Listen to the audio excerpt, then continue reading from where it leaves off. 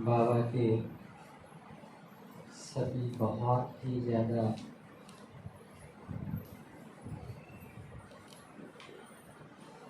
नूरी रत्न सदा एक बात की लगन में मगन रहने वाली आत्माएं,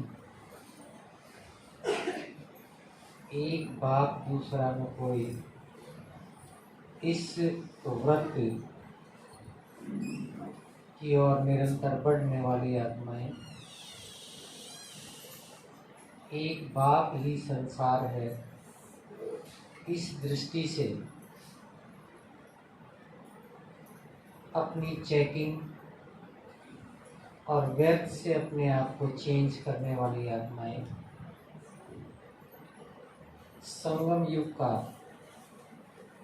बाप दादा के साथ का पूरा पूरा लाभ लेने वाली आत्माएं, आप सभी अति भाग्यशाली आत्माएं। अभी अभी हमने जो गीत सुना, गीत के बोल के साथ साथ आज की अव्यक्तवाणी भी सभी ने पढ़ी होगी या सुनी होगी। किस किस ने आज की अव्यक्तवाणी पढ़ी है या सुनी है? Very good. आज की अव्यक्तवाणी में बाबा ने सबसे ज़्यादा जोर किस चीज़ के ऊपर दिया? कौन बताएगा?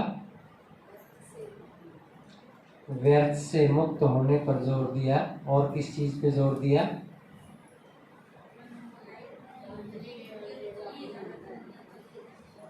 क्या बता रहे? Very good. माता जी बता रहे हैं कि आलस्य और अलबेलापन से मुक्त बनना है। अलग अलग प्रकार का आलस्य है और अलबेलापन धीरे धीरे गे करवाने लग जाता है ना। और बाप दादा को कौन सी चीज़ बिल्कुल पसंद नहीं है? गे करना। गे करना मतलब अपने लक्ष्य की ओर चलने से अपने आप को खुद ही दूर करना। सबसे महत्वपूर्ण बात जो आज बाबा ने बताई वो क्या है? कौन से खजाने बताए? बाबा ने कौन से खजाने बताए? ज्ञान का और योग का, और सबसे इम्पोर्टेंट ये सारे खजाने प्राप्त करने का समय बाबा ने बताया कौन सा है? संगम युग। संगम युग सबसे श्रेष्ठ युग क्यों है?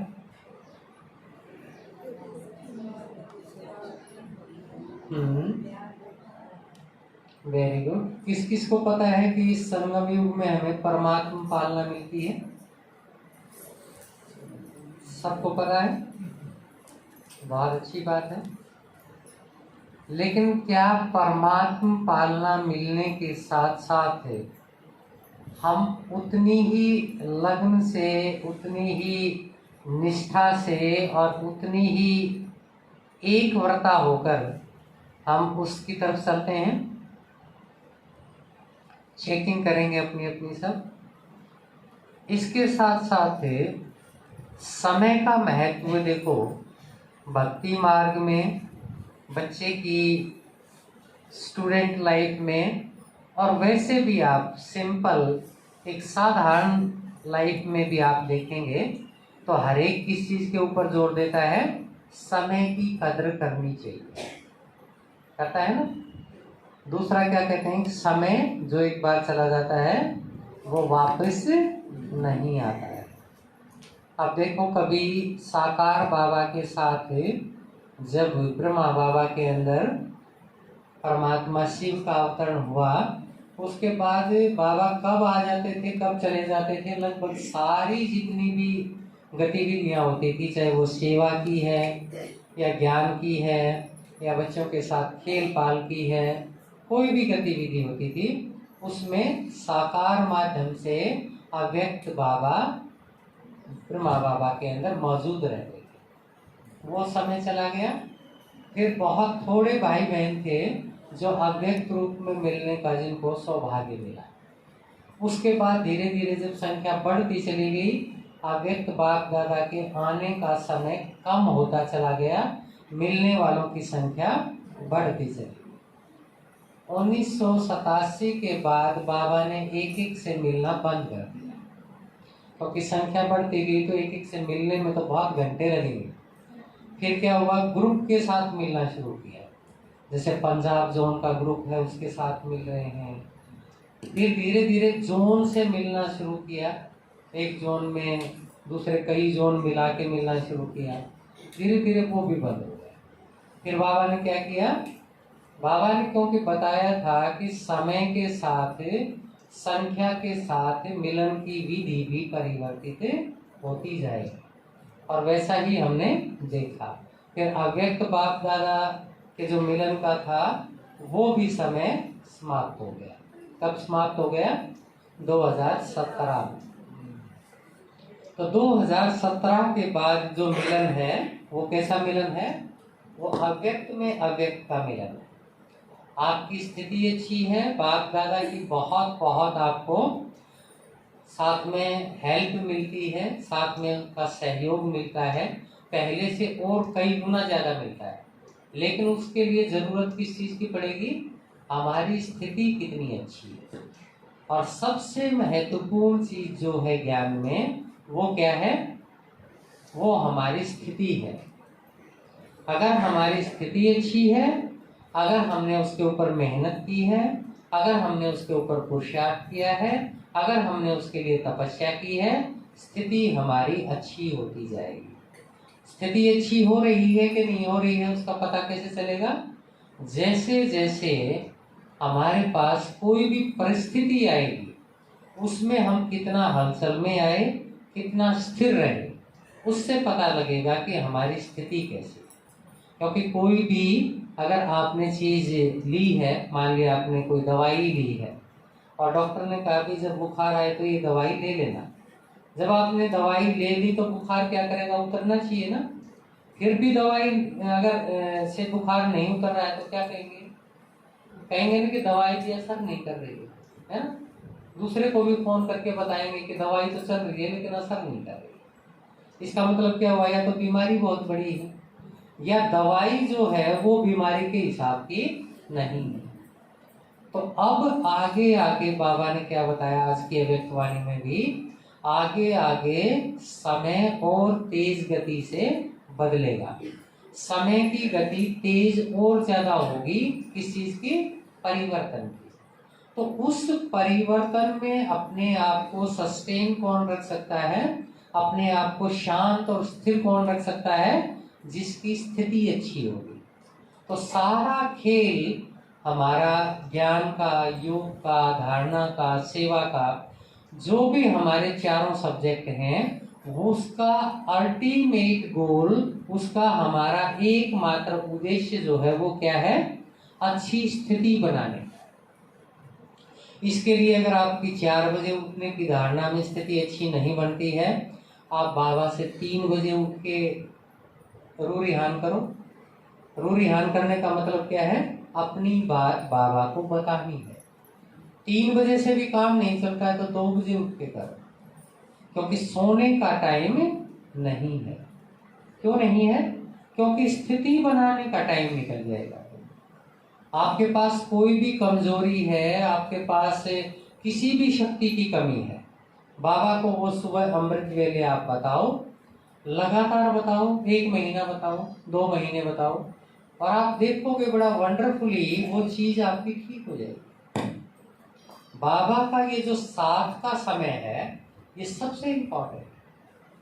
बाबा ने बताया ना कि सतयुग में बल सोने के युग में होंगे, सब चीजों की भरपूरता होगी, लेकिन क्या नहीं होगा, परमात्मा पालना नहीं होगी। परमात्मा पढ़ाई, परमात्मा पालना सबसे इम्पोर्टेंट। जो अब सबसे सही तरह से पढ़ लेगा उसको 5000 साल पढ़ाई की चिंता करने की जरूरत नहीं है।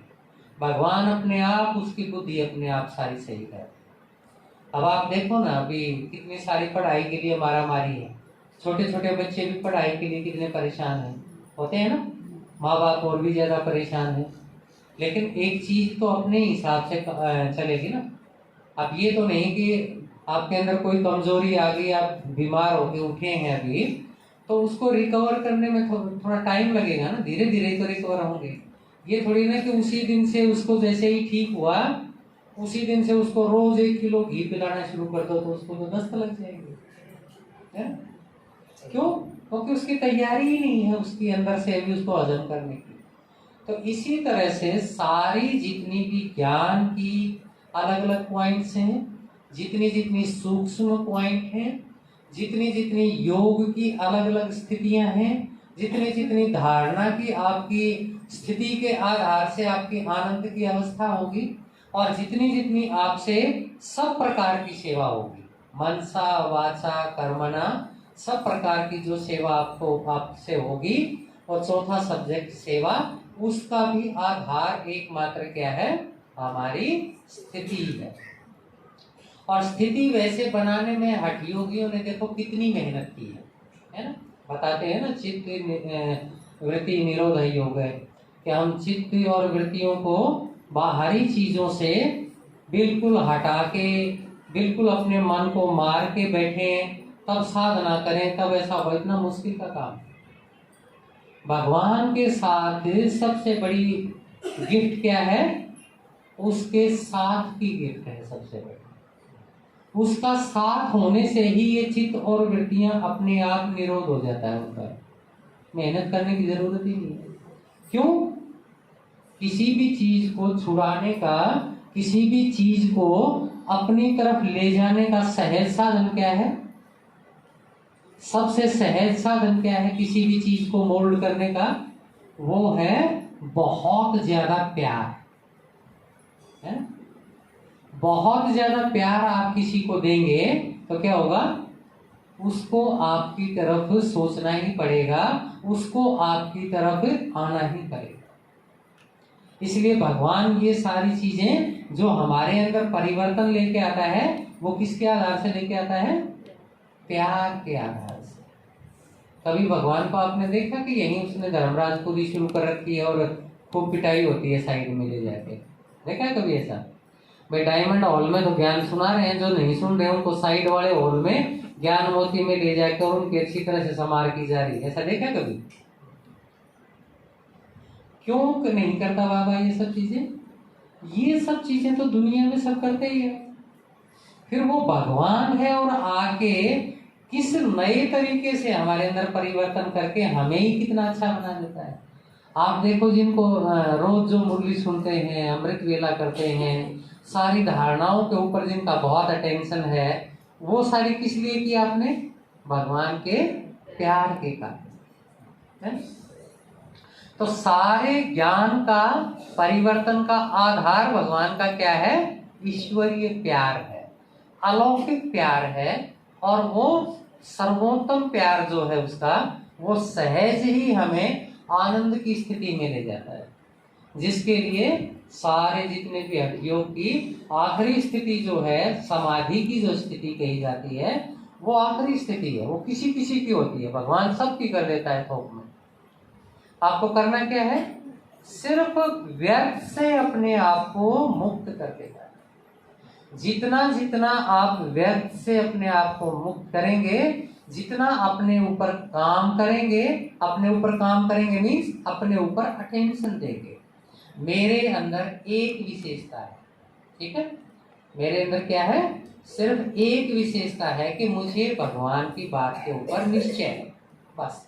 मेरे अंदर कोई विशेषता नहीं, ठीक है? मान लिया बाबा कहता है, क्योंकि बाबा का जो बच्चा बनता है वो पूरी 800 करोड़ आत्माओं में सबसे श्रेष्ठ आत्माओं में से 9 लाखवां आखिरी जो दाना है, यानी कि 9 लाखवीं जो आत्मा है, वो भी बाकी सब आत्माओं से बहुत पद्मा पदम भाग्यशाली है, पद्मा पदम रूप से श्रेष्ठ है। लेकिन क्यों श्रेष्ठ है? क्योंकि उसको भगवान के आने का, उसको पहचानने का बहुत बड़ा सौभाग्य मिला।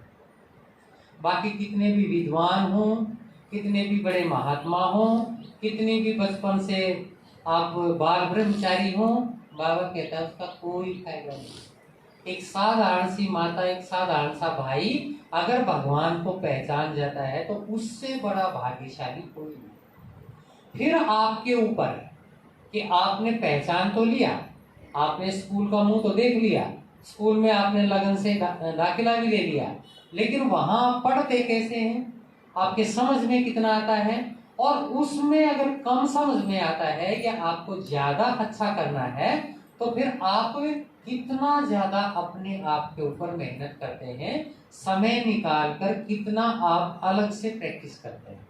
देखा है ना, महाभारत में एक बहुत अच्छी कहानी आती है।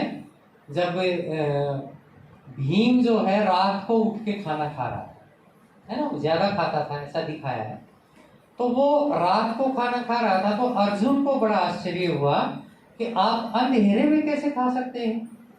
तो भीम ने क्या बताया, हाथ को पता है कि मुंह कहाँ है, वो कान में या नाक में या सिर में थोड़ी ना डालेगा, हाथ को पता है कि कहाँ जाना है, कहाँ खाना है। इससे अर्जुन ने क्या किया, अर्जुन ने भी रात को खाना नहीं शुरू किया। भाई भीम जो है रात को उठ के खा रहा है और हाथ को पता है कि उसको पेट में खाना ले जाने के लिए मुंह के पास ही जाना है, मुंह के अंदर ही लेके जाना है खाना। तो उससे अर्जुन ने क्या सीखा, ये सीखा कि जब भाई भीम की लगन खाने में है और वो अंधेरे में भी अपने हाथ से सीधा मुंह में ही ले जाके खाना खा सकता है, तो मैं अंधेरे में तीर की प्रैक्टिस क्यों नहीं कर सकता।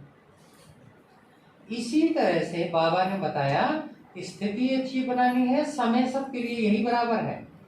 जो बना लेंगे, कर लेंगे, चल पड़ेंगे, अभी तो दूसरे भी ऐसे ही चल रहे हैं, जो गेंगे करेंगे वो क्या करेंगे, आलस और अलबेलेपन के चक्कर में फंस के अपना ही नुकसान करेंगे। अब टीचर इतने सारे बच्चों को पढ़ाता है, कोई कुछ बनता है कोई कुछ नहीं बनता है, लेकिन टीचर का तो कोई नुकसान नहीं है। इसी तरह से बाबा तो अपना काम करके चला जाएगा, उसका तो टाइम हो गया, चला जा चुका है, वो फिजिकली तो आता नहीं है ना, शरीर में तो आता नहीं है, साकार में कोई माध्यम नहीं लेता है बाबा। लेकिन अव्यक्त रूप में भी जो है बाबा का समय वो निश्चित है, और वो समय निश्चित हो के नहीं, वो हमारा तो निश्चित ही है ना। एक अव्यक्त वाणी में बाबा ने बताया था कि चलो विनाश का 2000 के आसपास की अव्यक्त वाणी थी कि चलो विनाश में आप मान लो कि 20-25 साल बचे हुए, ओके, लेकिन वो 20-25 साल आपके पास भी बचे हुए हैं, ये किसने कहा,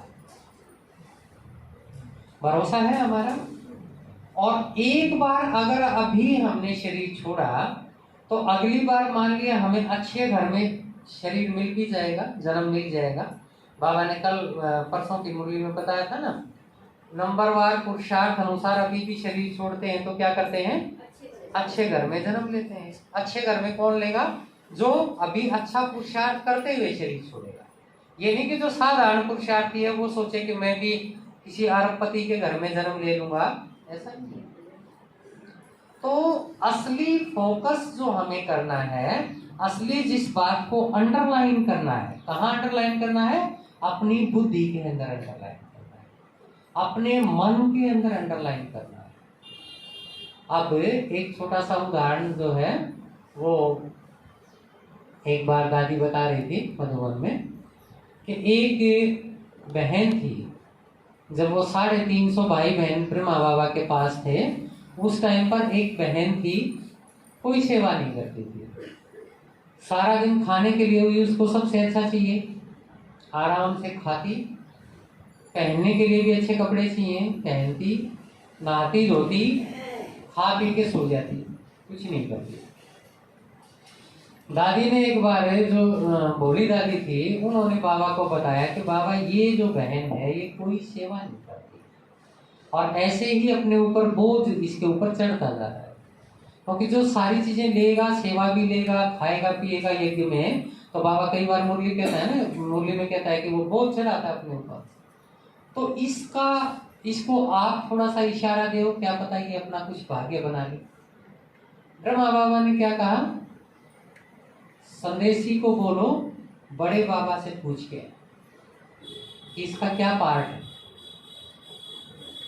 संदेशी ने भोग लगाया और एक जो बात थी वो बताई बाबा को। उसके बाद पूछा कि बाबा ऐसे ऐसे ये बहन है और ये कोई सेवा नहीं करती है, सिर्फ सेवाएं लेती है, खाती पीती है, सोती है, कुछ नहीं करती। बाबा ने कहा ठीक है, इसको बच्ची को बाबा को जाके बता दो नीचे, ब्रह्मा बाबा को, इसके 10 दिन बचे हुए।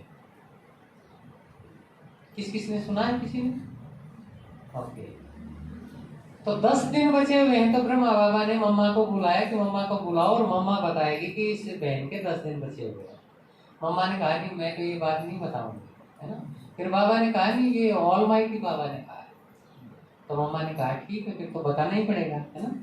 तो बताया, बताते ही उसके अंदर तुरंत पूरा परिवर्तन आ गया। उसने मम्मा से रोते हुए कहा कि मम्मा मुझे कोई भी सेवा दे दो आप, मेरे 10 के 10 दिन में पूरी सेवा करते हुए कुछ तो जमा करके लेके जाना। तो उसने जो भी सेवा दी उसने खूब सेवा की, मन लगा के 8 घंटे में लगातार करती ही रही। 10वां दिन आ गया तो बीमार पड़ गई। बीमार पड़ गई तो सबको पता ही था कि 10 दिन बताए थे बाबा ने, इसको भी जाना है, शरीर छोड़ना है। तो वो जब शरीर छोड़ने का टाइम आया तो शरीर ही ना छूटे। क्यों? क्योंकि आत्मा के ऊपर यज्ञ का बोझ बहुत था, वो भूल गई, नहीं मोटी हो गई बीमारी में। फिर बाबा ने बताया कि सब इसके लिए, जो मुख्य हैं, सब इसके लिए योग लगा। फिर सब ने, ब्रह्मा बाबा ने, मम्मा ने, सब ने बैठ के उसके लिए योग किया कि इसका शरीर छूटे, तब उसका शरीर जाए। जब जिसका शरीर ही इतनी मुश्किल से छूटा है तो वो कमाई क्या जमा करके लेके गया? कुछ नहीं। तो वापस अगर हमारा जन्म भी होता है तो उस जन्म के बाद हमारे पास कमाई करने का कोई साधन नहीं है। क्यों नहीं है? एक तो हम नया जन्म लेंगे, नए जन्म में जब हमें इतनी समझ आएगी कि हमें कुछ करना चाहिए, तब तक सारा खेल ही खत्म हो जाएगा। अब कोई ये कहे कि मैं साकार बाबा से जाके मिल के आऊं, तो उसका तो टाइम ही हो गया। वो तो 5000 साल के बाद वो समय आएगा, तब कोई मिल सकता है? नहीं मिल सकता। समय खत्म। 2 बजे स्कूल की छुट्टी होती है, कोई बच्चा ये कहे कि नहीं मैं तो 2:30 बजे जाके और स्कूल में पढ़ूंगा, सब टीचर मुझे पढ़ाएं, तो कोई पढ़ाएगा उसको? स्कूल की छुट्टी का ही टाइम हो गया, तो कौन पढ़ाएगा, क्या पढ़ाएगा?